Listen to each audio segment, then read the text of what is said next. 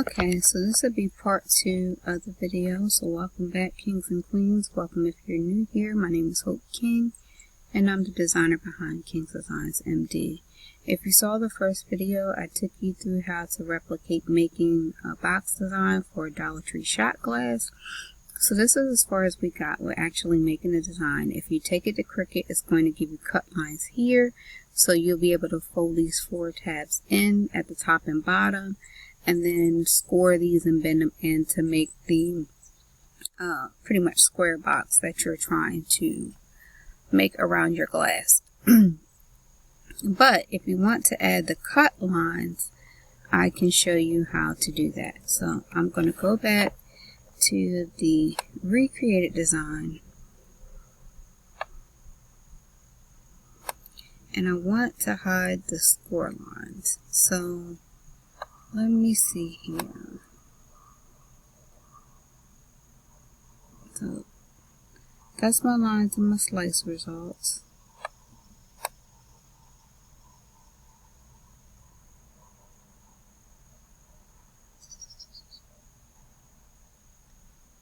So it looks like I need to shorten this line.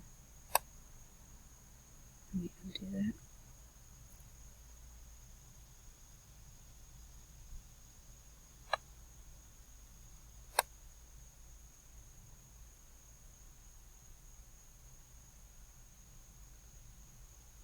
Alright, so basically I see that my score line is longer than I want it to be here and here. So I'm just going to shorten it.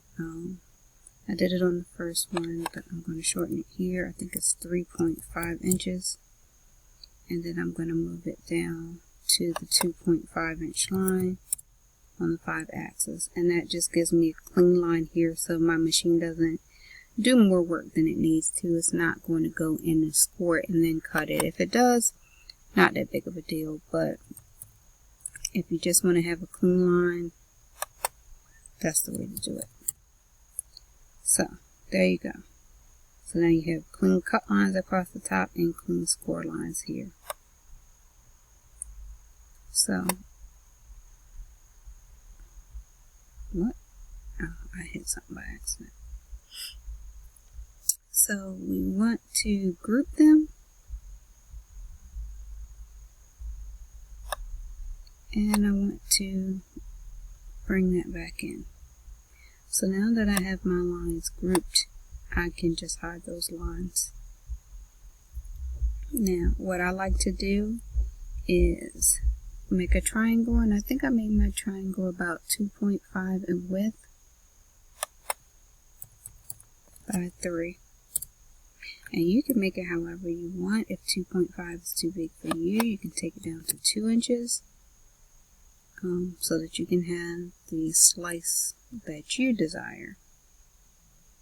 So, what I did the first time, I actually put my cut line here on the first cut line and then the 4th cut line.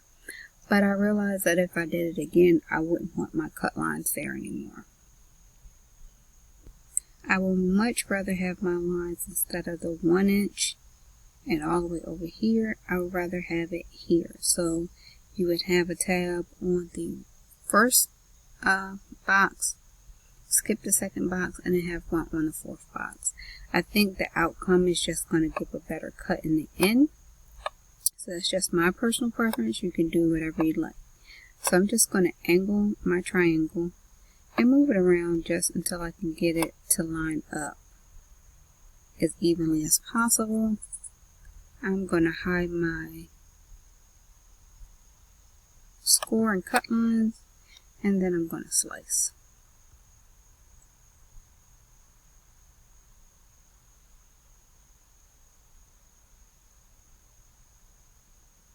Then I'm going to delete out the cut pieces.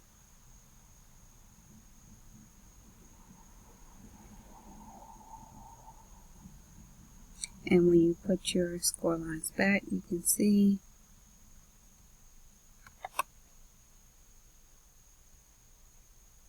where it sits. So now you have a score line here and all that. So you just do it wherever you want as you go along.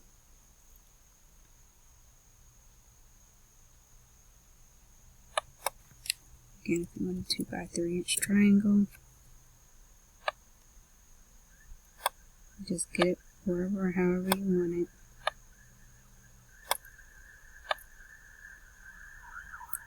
And I'm recording outside today, so I'm sure you hear ambulances in the background and all that going on. But you want to try to get this lined up as much as possible.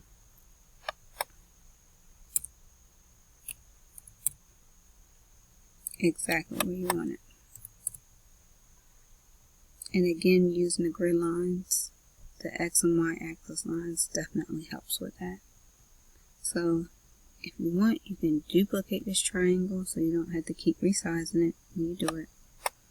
And then you just slice. Now if you notice, I'm taking my score lines in and out as I do it, and that just gives me a better idea as I'm going along of what I'm looking at.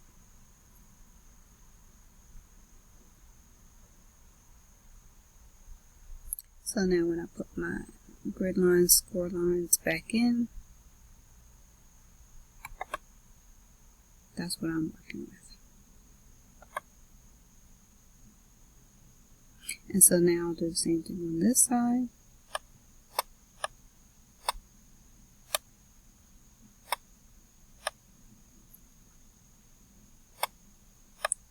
Just want to rotate. It's probably going to be, looks like it's about an 18-degree angle.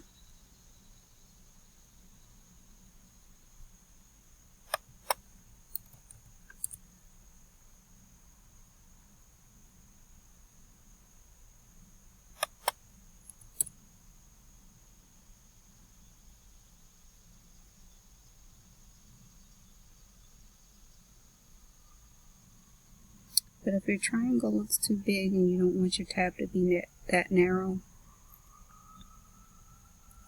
you can always shrink your triangle down so you don't have to have your tab as narrow as it is for me. And you could do that on the other side as well. Play with it. It's your project. You can do it however you want.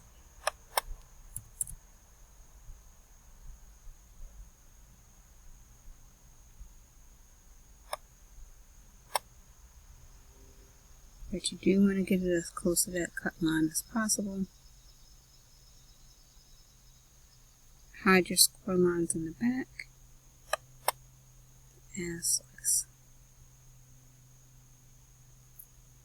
Now again, I told you this is like the most difficult part to me. It's pretty tedious.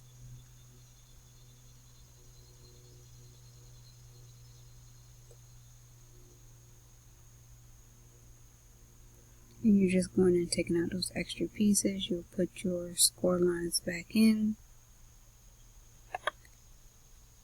Move that to the back so you can see what you're working with. And then you can do the same thing on this side with your triangle. So I'm not going to, I'll do one more. And then you'll basically do the same thing at the top. So let's make this one a 1.5. You can make them all 1.5s if you want. It's up to you. Again, it's your project. Do whatever you see fit. You want to angle it. And actually, you may have to move this one so that you can get whatever angle you're looking for on your triangle.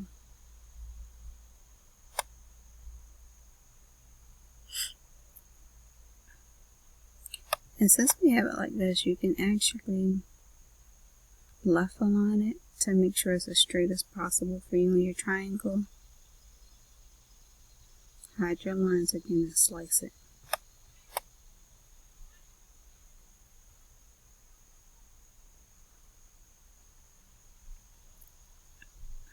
And then we'll take all this out. Now you'll do all the same things at the top.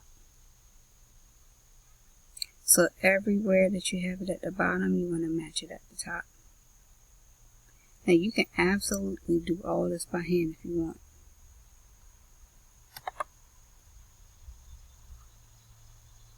And see, because of how we did it, our cut lines are still going to be there. Now when you're done, if you want to ungroup it,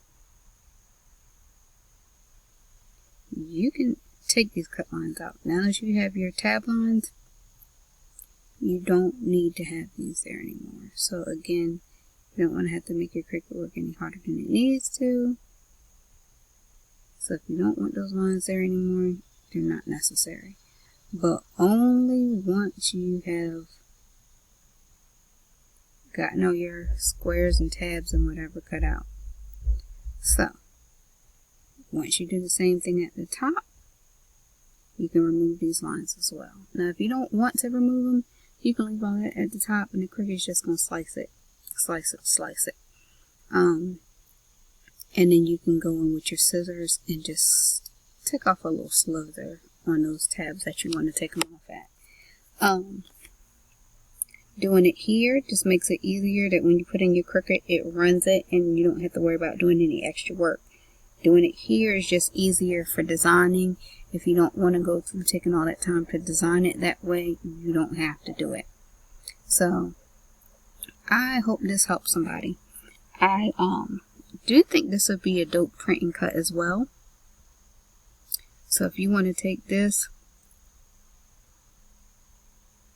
go to your advanced,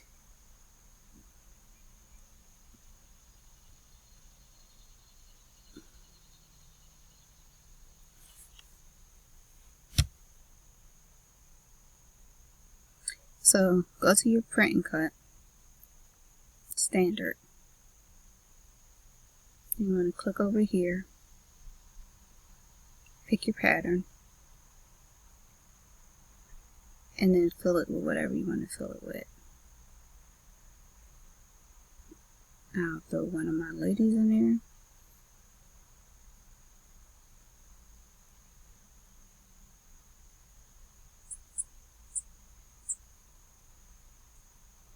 And I can go back and edit the size.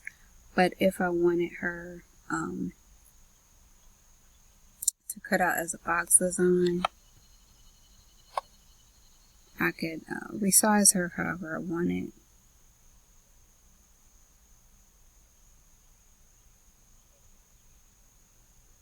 Now, the thing about Cricut is not going to let you cut this big design because this is 10.5 by 8. So honestly, if I wanted a box like this, I wouldn't use Cricut. I would go in and design this in Canva. I would print it out in Canva on my cardstock, and then I would just leave this as a basic cut file so that you'll still get the pretty design that you saw a few minutes ago through doing it on Canva, so it'll already be printed on your sheet like pretty cardstock paper pretty much. And then you just load it onto your Cricut mat and you would get a pretty box design. So if you want to shrink it down, if you want to make a print and cut and do it through Cricut, you're going to have to shrink it down. Cricut is only going to let you do, I think, 6.75 by 9.25, I think. But let me just show you, because once you actually get all this done and you get it how you want it, if you wanted to size it down for another box, you could. But again, you're going to have to go over here and make this like a 6.75 and a 9.2. Now your warning sign is gone and you can do all this just straight printing it through the Cricut, loading it onto your Cricut, and having this as a cute Christmas box. But it's not going to fit the shot glass anymore because you see the size is distorted. One way to be able to tell is if you line it up on your 0 axis, like I told you I like to do, 0 by 0, and then you can see this is here at almost a 3 down to almost a 6.5. So that will show you about what size that you can put in there, and then it goes to about a 1.5 here. So you got a 1.5 in width, and what I like to do is just drop a square in there just to say, if this is 1.5, let me see if I can't figure my measurements out, or if I know I want something to be a certain size. We know that's a 1.5, we know that's a 3, so we know, let's try a 4.